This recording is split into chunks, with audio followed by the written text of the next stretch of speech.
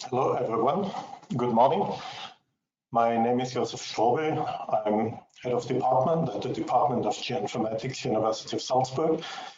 And I'm very glad that we can welcome all of you, and that's quite a few today, to this webinar. This webinar is somehow clearly in the context of current affairs. If you maybe look at the map behind me, everyone who is familiar with the contour of Salzburg will notice that our world is kind of upside down today. And to rectify that, to get it back, we definitely need to create information based on data. And whenever we look into the future, this happens by modeling a range of factors and then simulating different scenarios. I'm glad that in our department, there's a working group, a research group on spatial simulation. This is a team actually having their individual backgrounds in the UNIGIS distance learning master's and certificate program.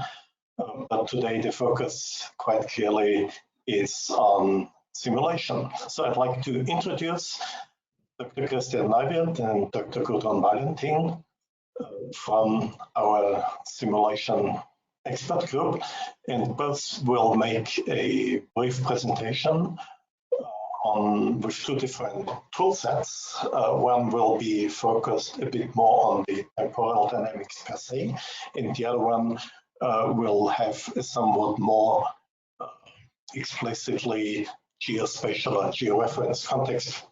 We are, in the end, geoinformatics experts.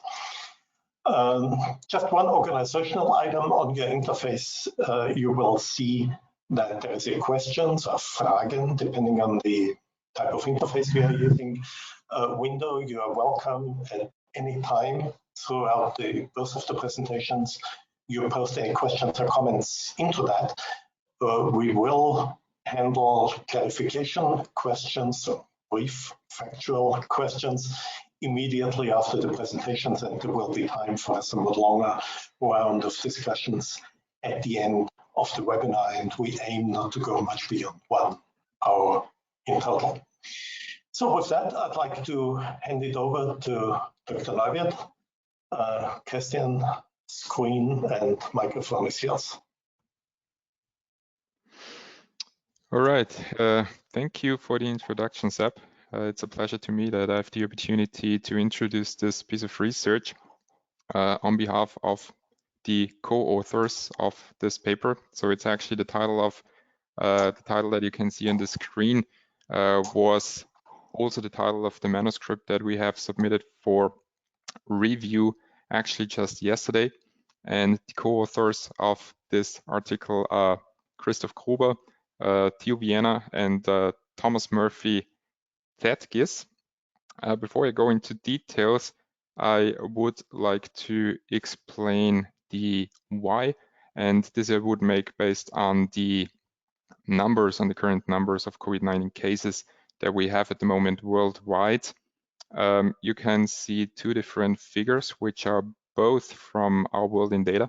Maybe you know this website, and they have quite interesting figures and statistics on COVID-19.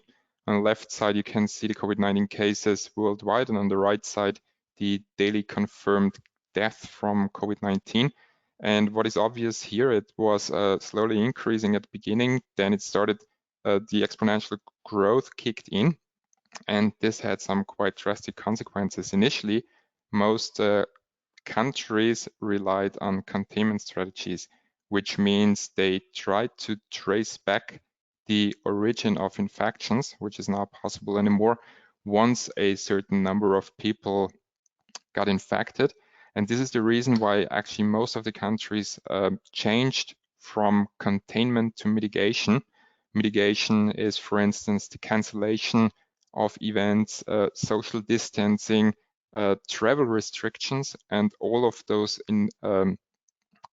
measures are actually aimed at a reduction of social contacts globally, with the basic objective to push the number of critical cases below the capability limits of the respective national healthcare systems.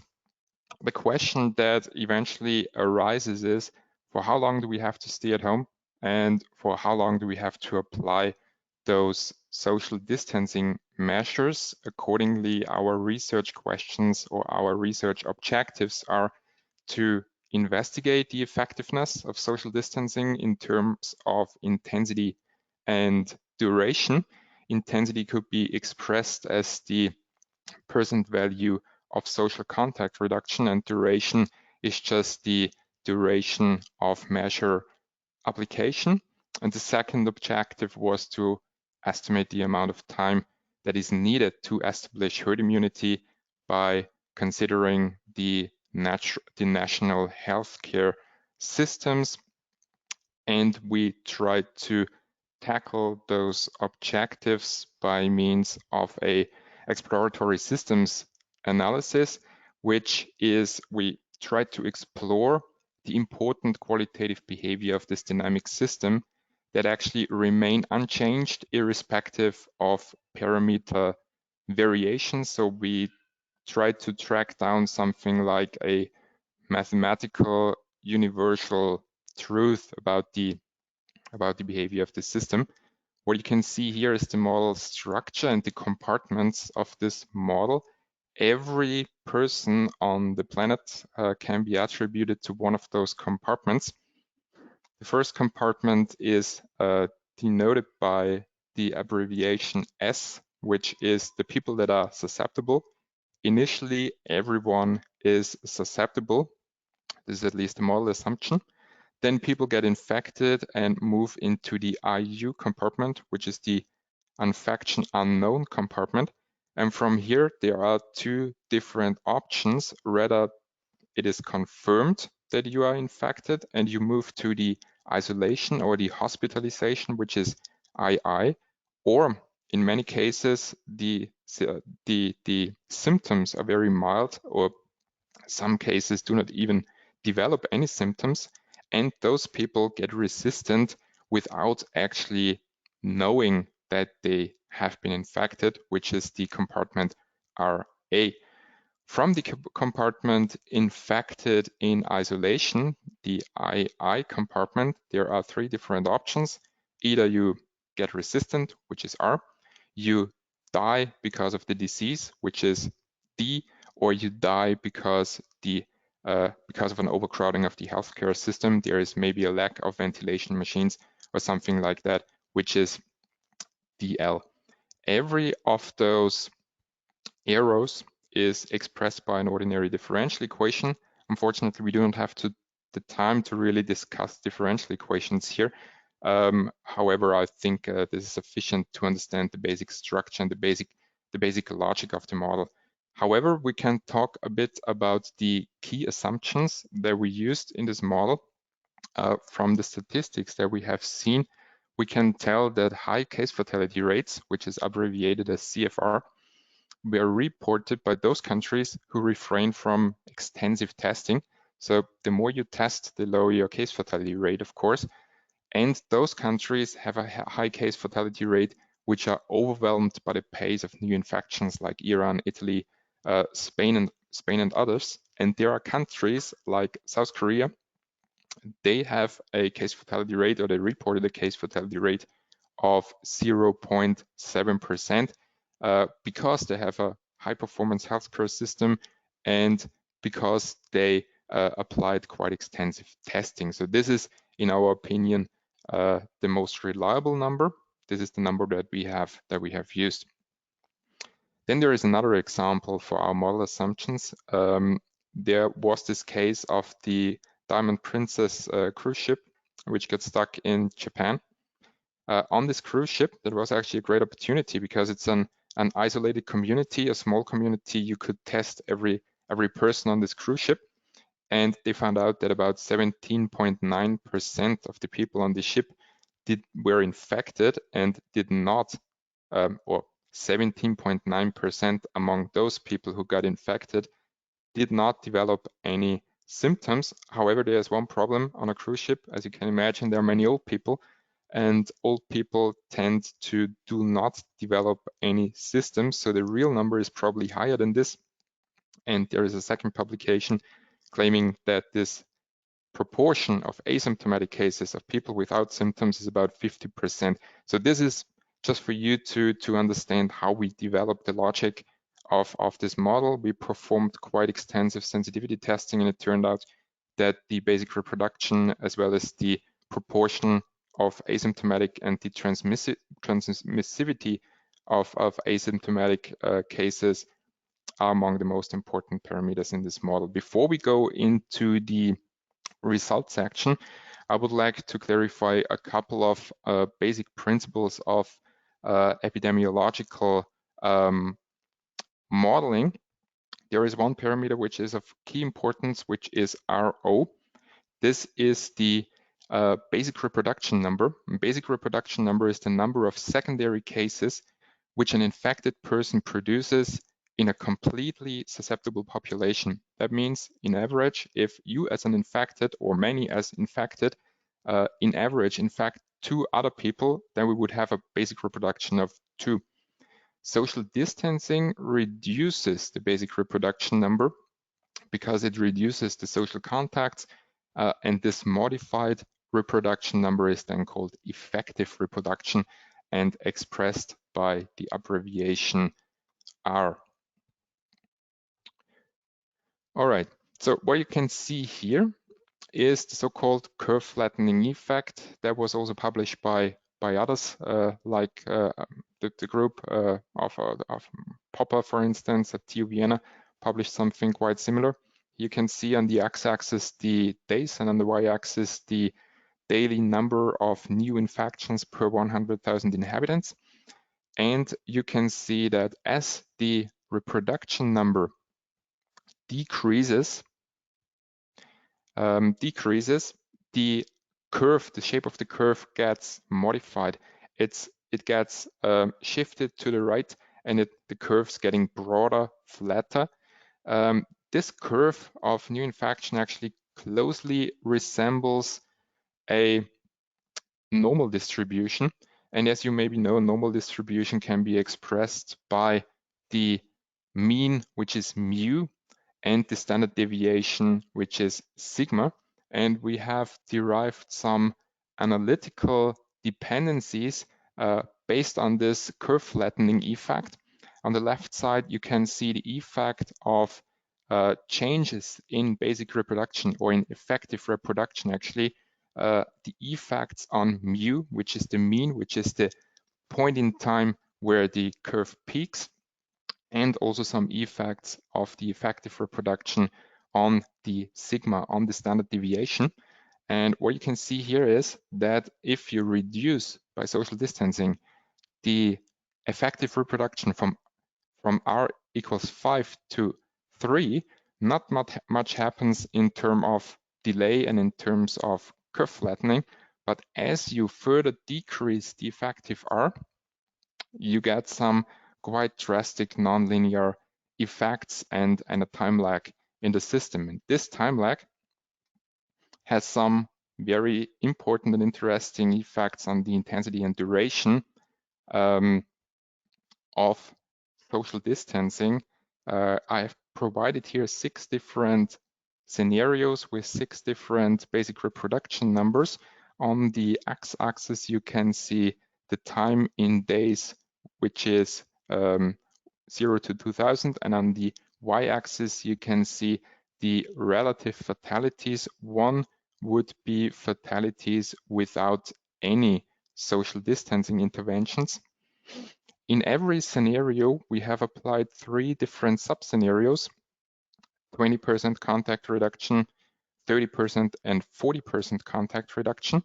And you can see that the more intense the contact reduction, the longer it takes to bring about an effect in terms of a reduction of relative fatalities. For instance, take a look at scenario number 2.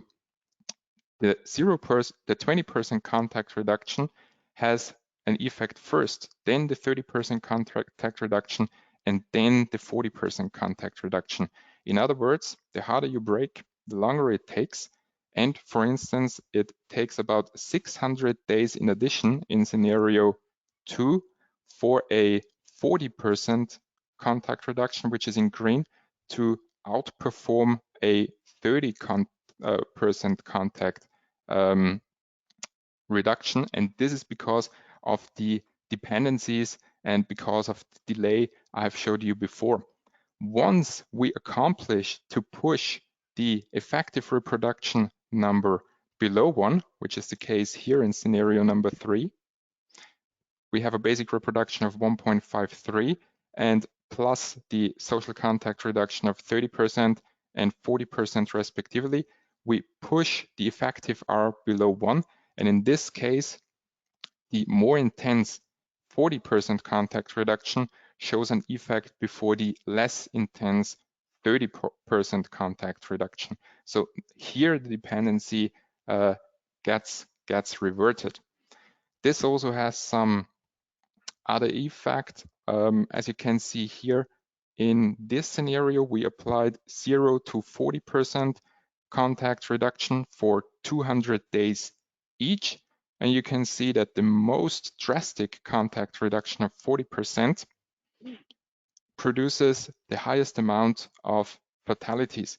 And this is because with the most intense social contact reduction, we push the new infections so far into the future that a 200 days contact reduction has no effect. So we would have to keep this contact reduction for a much longer time to bring about any effect.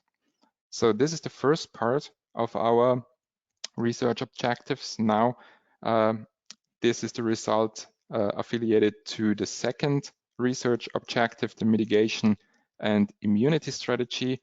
We run simulations for Austria and for Sweden. You can see on the x-axis again the time, on the y-axis the number of ICU per 100,000 inhabitants. ICU is the intensive care units. The dashed line indicates the available intensive care in respective countries, and the blue line indicates the required intensive care in respective scenario. So in most scenarios, we exceed intensive care, and despite of that, it takes quite some time to reach herd immunity. Here in Austria, for instance, scenario number 9, it takes 1,500 days to reach herd immunity, which is pretty long. If we take a more optimistic scenario like this here, in this scenario, we have reduced the basic reproduction to 1.53. In Austria, the basic reproduction is probably a bit lower than in many other countries. And we have assumed that only 2.2% of those who have confirmed COVID-19 infections require actual intensive care treatments. And under these most optimistic assumptions, it takes more than 2 years from now to reach immunity. So to sum up, we have actually two key statements derived from our exploratory simulation. If we keep the effective reproduction above 1 and not quite push it below 1, this is actually the worst case, because then we need quite considerable endurance and secondary effects of isolation, like mental and physical disease because of isolation, are likely to unravel the added value of social distancing. So we have to be sure that we push the effective reproduction below 1. And this is what Austria did, for instance. We pushed it below 1. Given what is known about COVID-19 to date, the herd immunity on a national level won't be established until at least 2 years from now. That means we will have vaccination before herd immunity. There is a however. Maybe I should say before that most of the other models that I've seen so far have pretty similar results. They also estimate about 2 to 3 years on a national level for the Netherlands, for instance, or for the US. However, all of these results are based on incomplete knowledge, on incomplete information. At the moment, we are not sure whether 100% of the people are susceptible to COVID-19. There could be some kind of cross immunity from other coronaviruses that could have made people immune against it, and the susceptible people could be not 100%, it could rather be 30%. Nobody actually really knows, and the herd immunity will be established much earlier if there are already some people who are immune. All right, these are the references I've been using. We have submitted, as already mentioned, this paper to PLOS ONE. They will provide a preprint, hopefully by next week. Please let me know if you want further information or if you want the manuscript. All right, that's it. I hope that I'm in time. I think we have some time left for questions, and I'm looking forward to discuss with you. Okay, again, just as a quick reminder, everyone is invited to put any questions into the chat or questions window.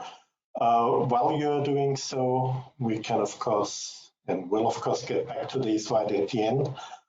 I would invite Dr. Valentin to take over the presentation, to switch over to her talk, and take it over from here. Thank you very much. Can you see my screen already? Yes, we can, and please just share your video stream as well, and then you will be ready to go. Great.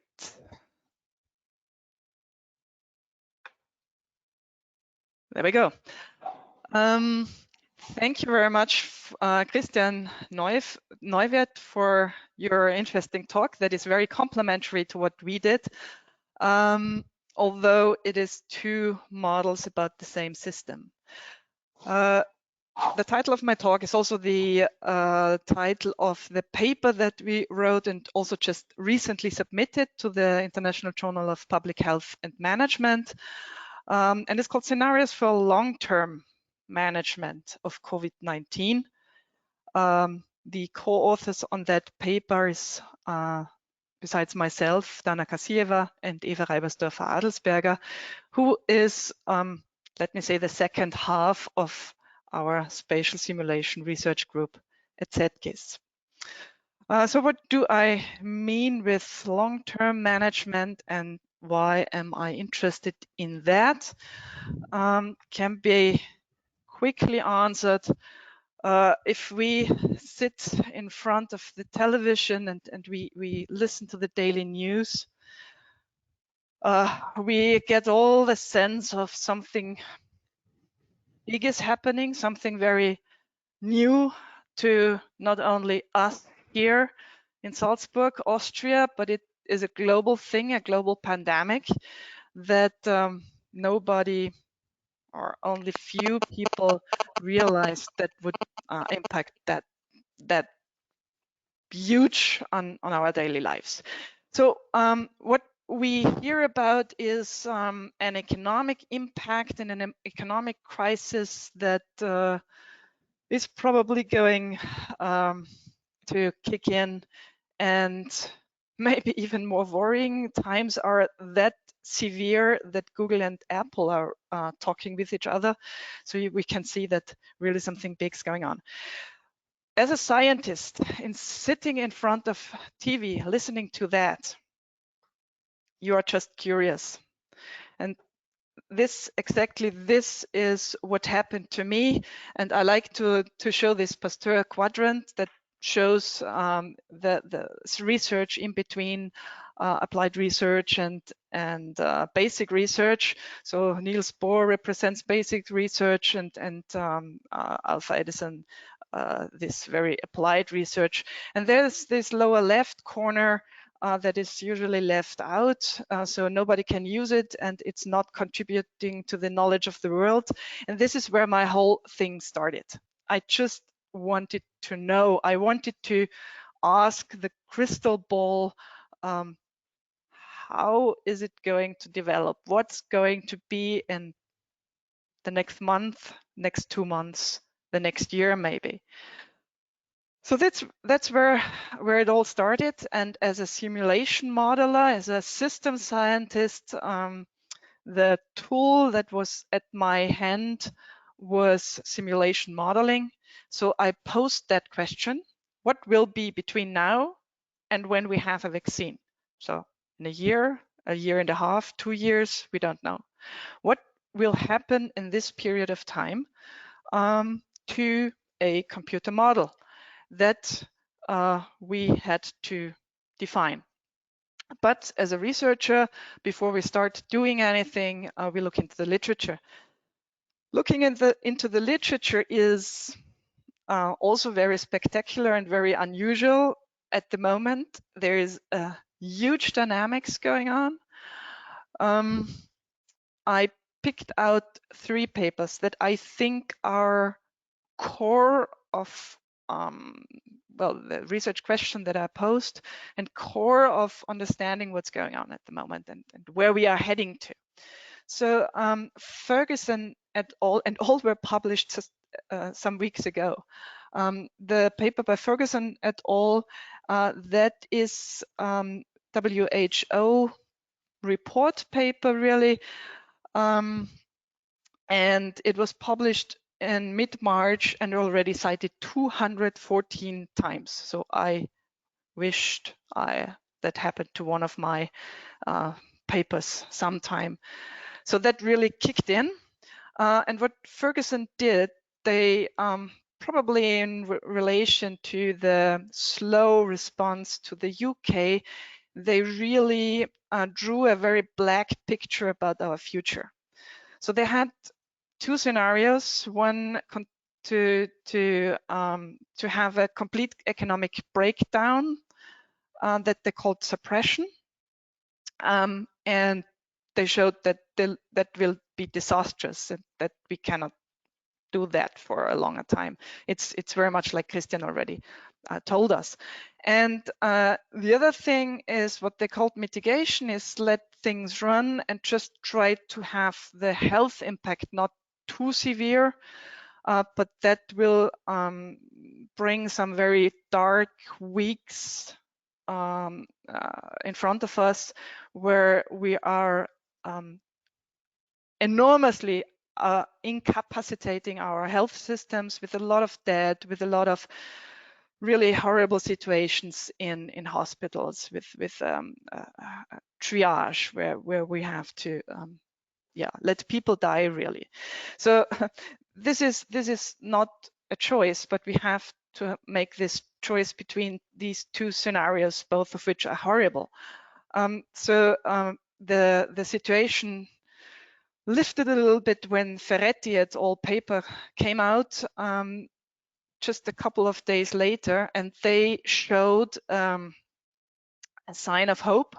And they said, well, if you look into the Southeast Asian countries, what we can see there is successful contact tracing. And yes, we can do this also in our Western democracies. And with that technology supported contact tracing, we will be in the position to contain the virus and to avoid those horrible scenarios that Ferguson et al. Showed us. And the most recent paper was by Rossmann et al. In a study area in Israel, where they say that if we respond, or if we have strategies, policies that respond to the crisis, that needs to be an adaptive response. So we need some sort of trial and error. How far can we go? And if we go too far, to take measures back, and that this kind of an adaptive response needs to be regional. And we will come back to that later.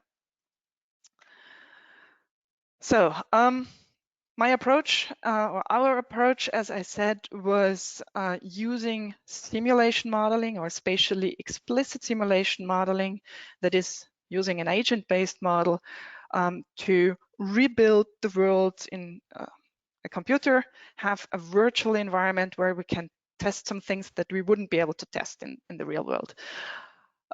Fortunately, and thanks to Dana Kasieva's PhD and the mobility research group, we are already, or we have been already very far with it when we started, because there was Dana's bicycle model. That sounds a little bit strange maybe, but Dana's bicycle model really is a mobility model for the entire greater region of the city of Salzburg, which we selected then as our study area. So in her model, bicyclists take the bicycle and go along paths, and they select the path and so on. But car drivers and people who go with the train or with the bus, they're just teleported between home and the activities they want to do, like shopping. Children go to school. If you're a student, you go to university. If you work, you go to your workplace.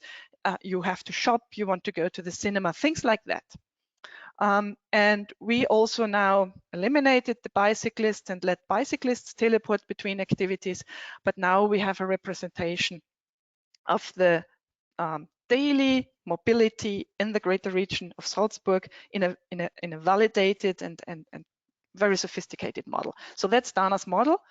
Then I took a library model, a very simple virus spread model from the Gamma library. That's the software that I'm using.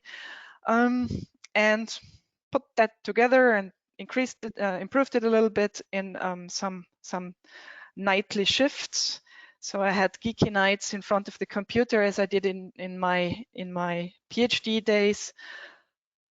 And then I got the final model that is implemented for the city of Salzburg. But I would claim that the findings that we can get out of this model are valid, of course, beyond the city of Salzburg, probably in countries of the Western world that have mobilities that are comparable to Salzburg.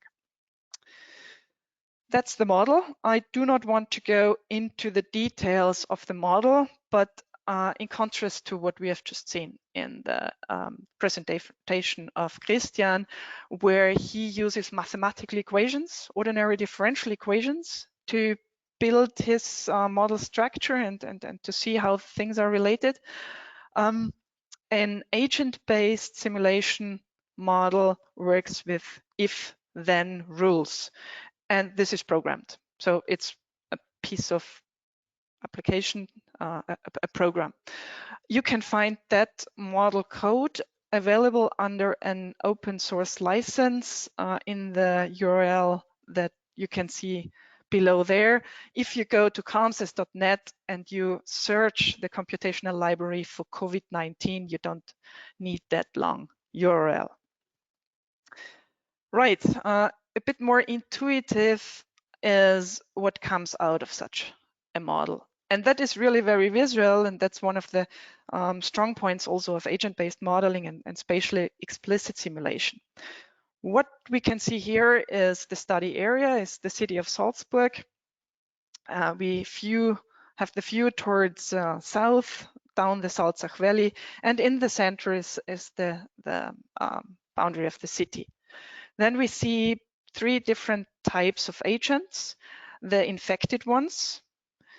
These are the ones that feel healthy and that are not yet infectious. Then we have the orange ones that are the really dangerous ones because they feel healthy, but they spread the virus. Half of all infections that happen, according to the literature, 47%, are happening in that one day, in that pre-symptomatic infectious period. And that's really problematic because we cannot isolate people that feel healthy. Yeah, we can, but that is a lockdown. So in the model, we also have the sick people, and maybe you have seen it in the animation just before, sick people are in isolation in that model. So they stay at home and they really stay in bed, don't leave the house. They can pass on the virus to people in their household, but not further. So that's the rough idea of the model, and I can let that run for several days, months, until 2-3 years. But I'm interested now in the midterm range until the end of September. First thing a modeler asks himself, herself, is, can I trust my model?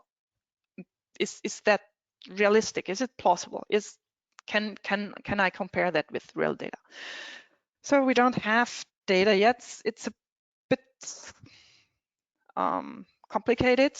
So full validation will be possible, but 2 years after the event, and that's not when I want my question to be answered. I want to know now.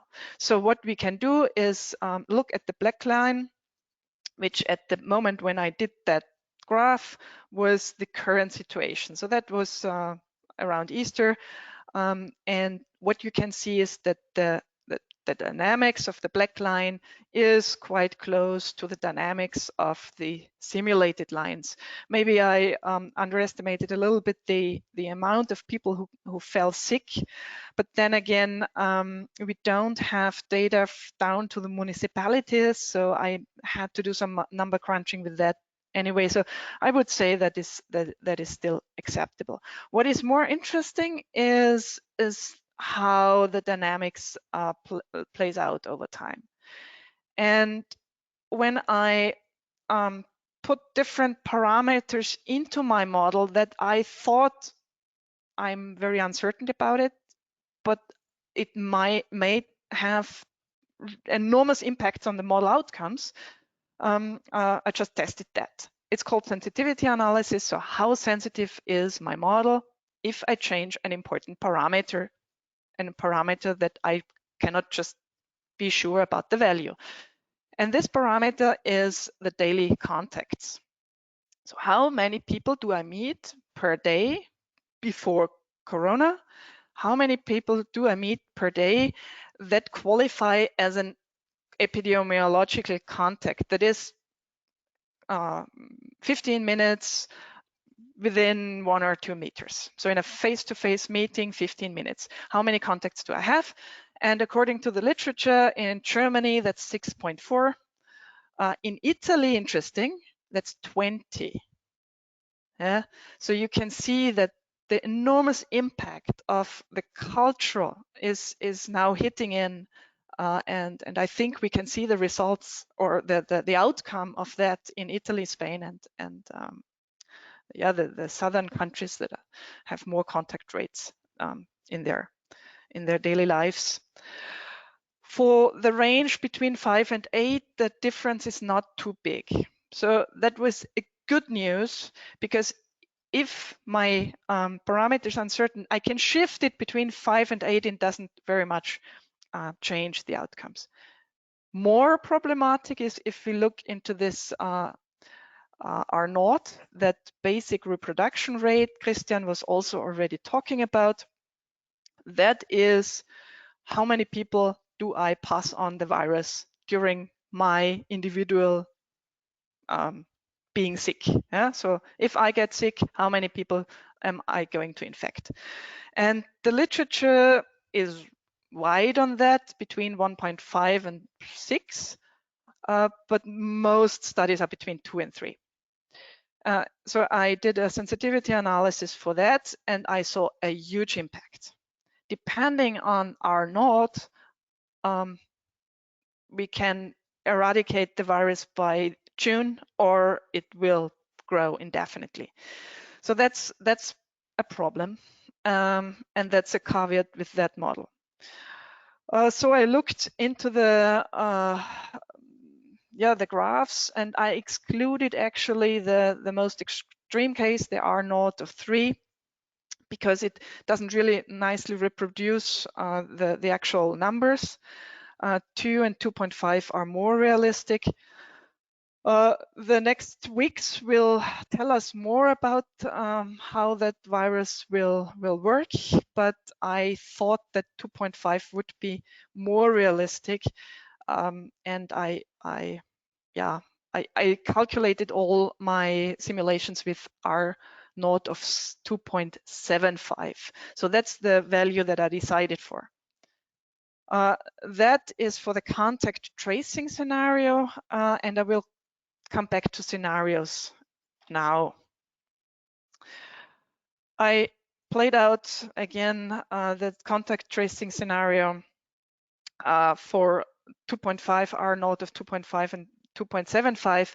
And what we can see here is for 2.5, we don't have to worry anymore. Yeah? So if that R naught, if that value is 2.5, no worries, all is fine.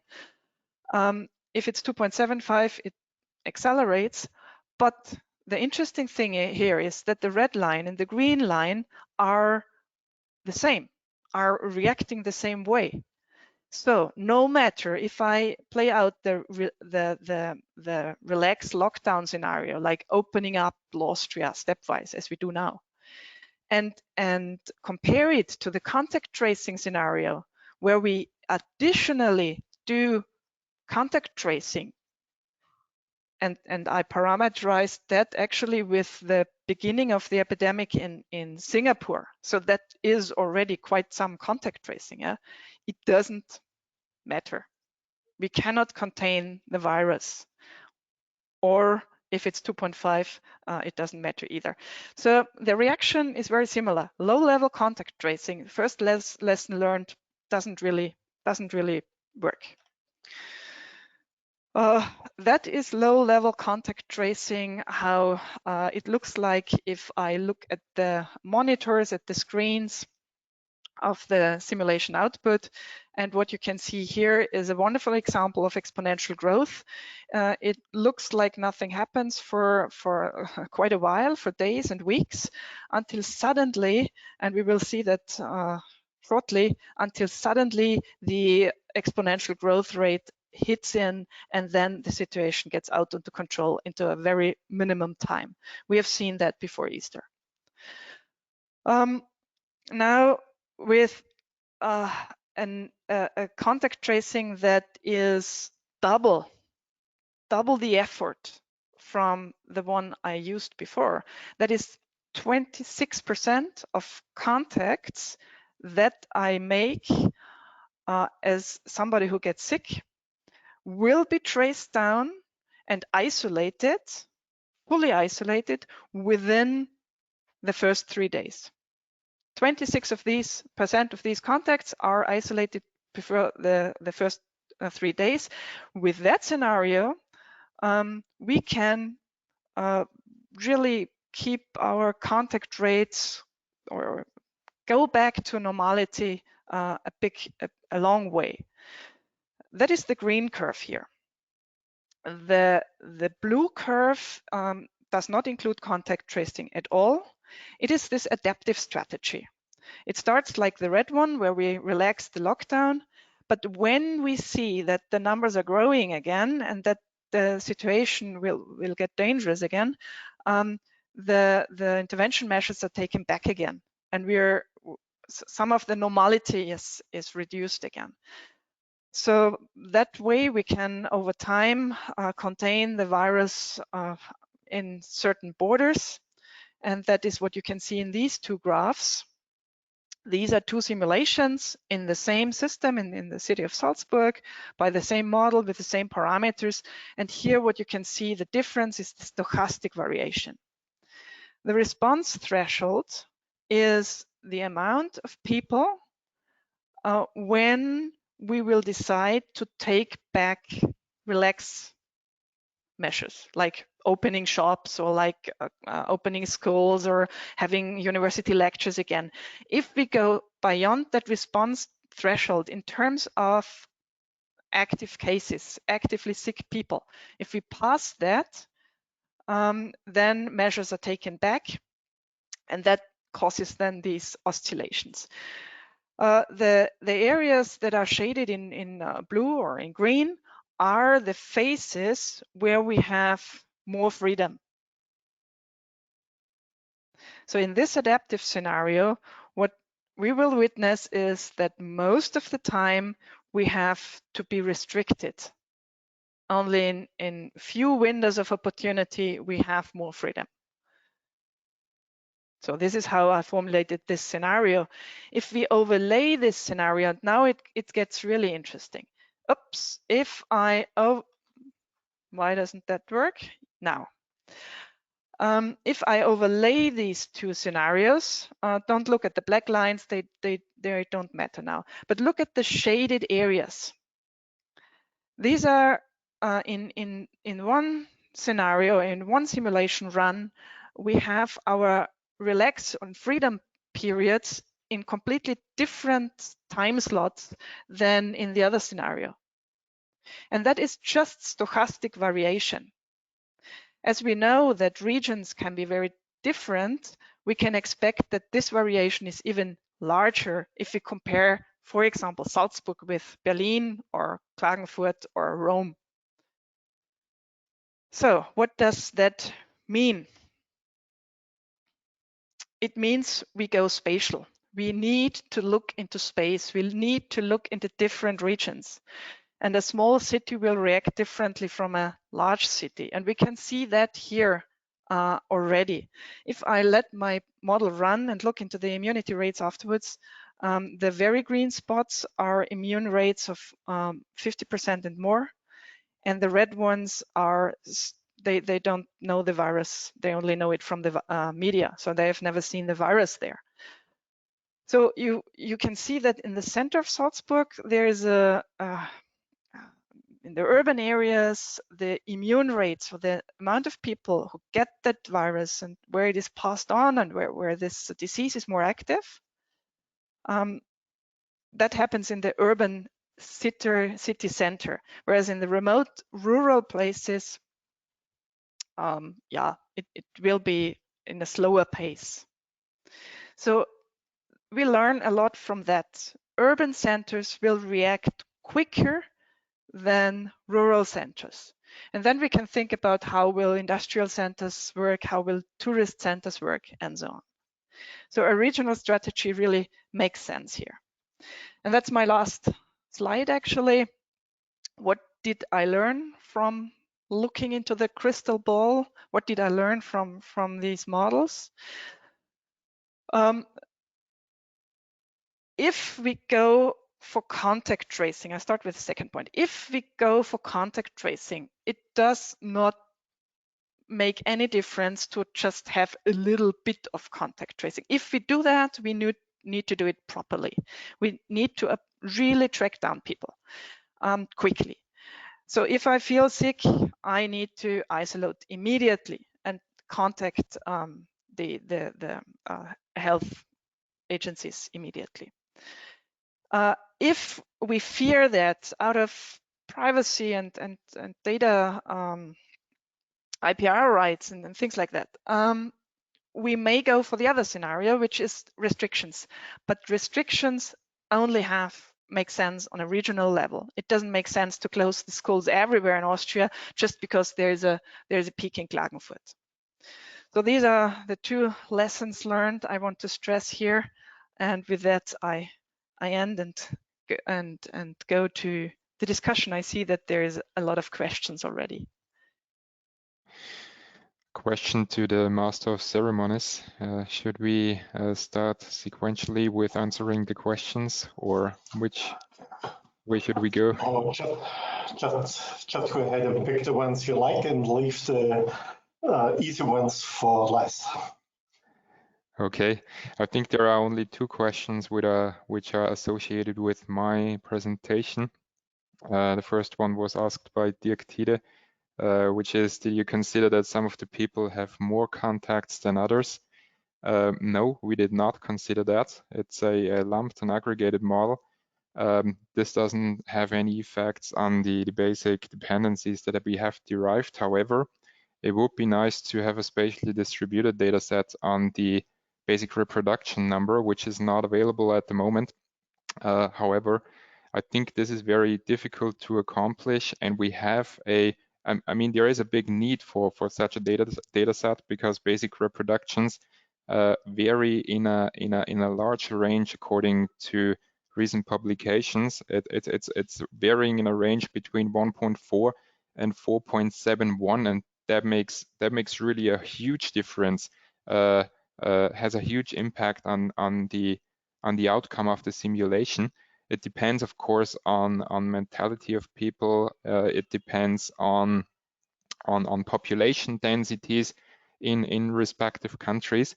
However, I see one problem associated with the derivation of such a data set. The number of infections have a direct impact on the context. So the populations respond to the respective number of infections respond to the respective severity of the disease, reduce contacts, and that in turn has an effect on the basic reproduction, which has an effect on the infections, which again has an effect on the response of people, on the behavior of people. So I'm not sure how to track that down. So that was my answer to the first question. The second one was asked by Stefan Mohr. He asks, did you only use differential equations? Yes, we only use differential equations, and our objective was actually to reduce the complexity of the model to a minimum number of parameters, and we actually identified only 3 parameters which are very sensitive in the system, which is the proportion of asymptomatic cases, which is the transmission potential of people who are asymptomatic, and the third one is the basic reproduction. And now we got again the problem. We have very different statements of different researchers. The rate of asymptomatic among infected is somewhere between 17 and 50%. We do not quite know whether asymptomatic people, so people who do not develop symptoms, whether they can even transmit COVID-19. There are papers saying it's 100%. It's like in the case of a symptomatic person. There are others who say it's about 50% and others who say it's about 100%. Given the range of parameters that we have at the moment that are thinkable, we could reproduce basically every result or every potential future.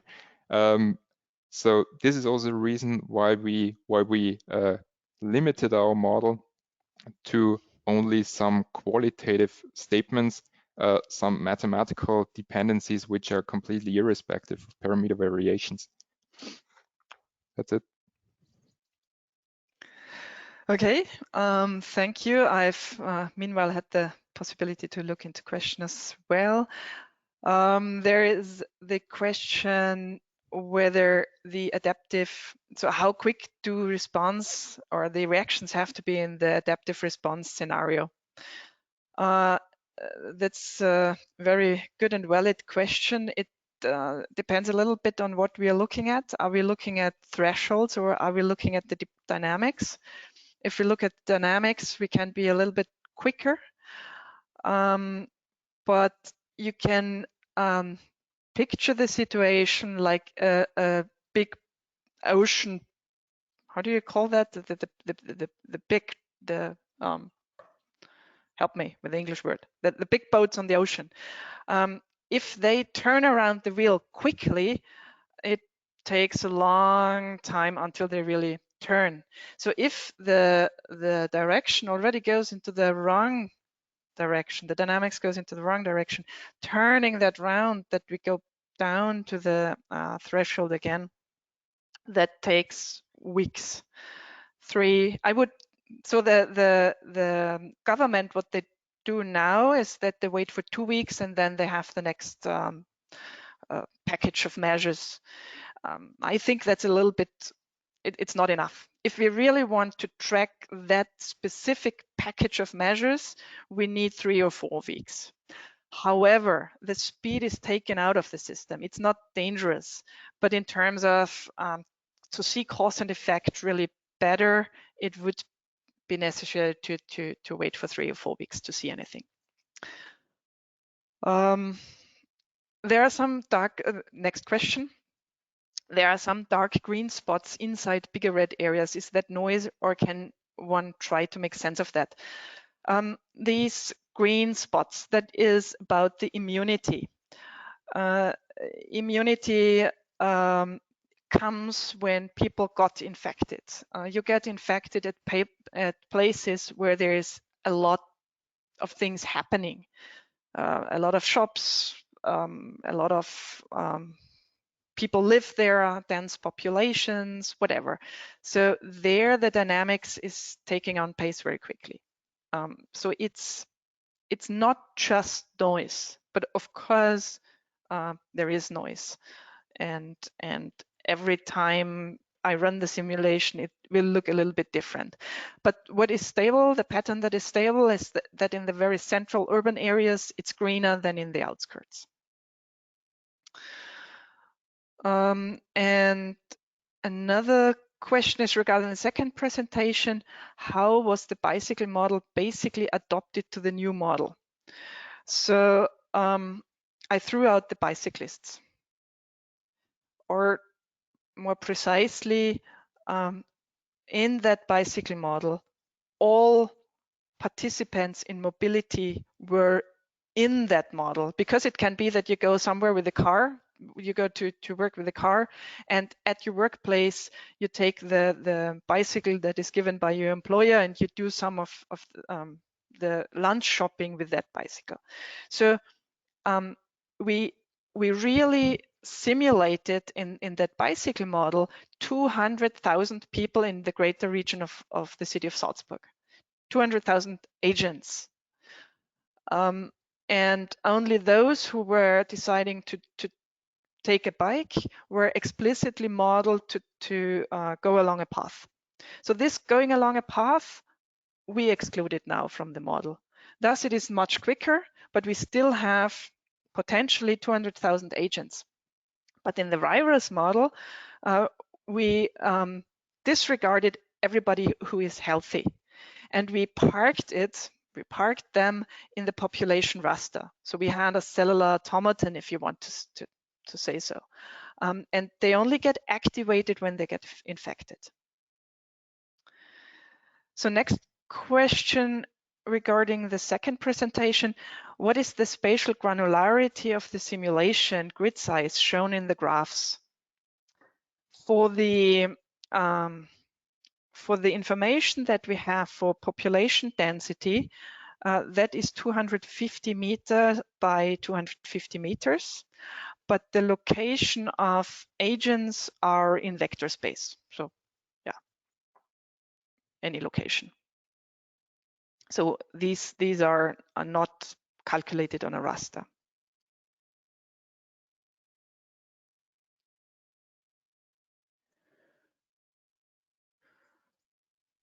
Christian, the question about Singapore, looking at the data from Singapore, they are in the middle of the exponential growth. I don't know.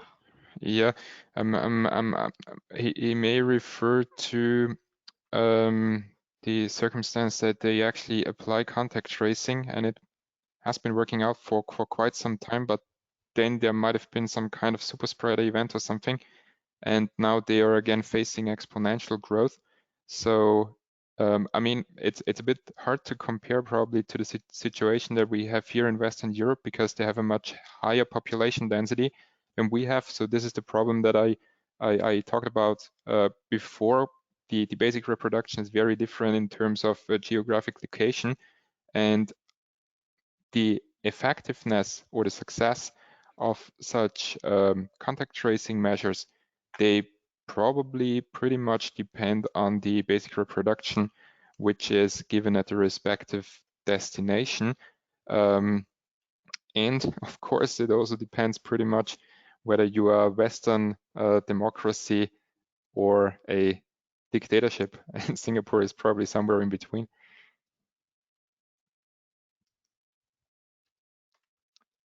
We are actually just in time, I see. Okay, that's great. Josef Strobel had to leave already, so I think it is left to us to close that session. I only have 2 final points. The first one is that I want to share the website of the Spatial Simulation Research Group. If you want to follow us, you will not miss any news if you go there. That's the first thing. And the second thing, we recorded the session, so video will be available in a couple of days' time. There will be a follow-up email distributing a video recording of that. I think it is still possible, even if you were kicked out, or if you were late, or if you want to receive that recording afterwards, as long as you register for that event, you can then get access to the recording. This is how I understand that. Yeah, Christian, any messages from your side? Did we miss anything? No, I don't think so. I think it was a perfect number of questions, and I'm finished for now. Take a nap after those very intensive weeks. Okay. In that sense, I think in the name of both of us, thank you very much for participating. It was great to see many familiar names amongst you. It seems like the extended spatial simulation fan crowd, a lot of Unisys people also there, so hi, and hope to see you around virtually or in real life in the next days and weeks. Stay safe, stay healthy, and I wish you a nice day. It was a Goodbye. pleasure to me. Goodbye. See you around.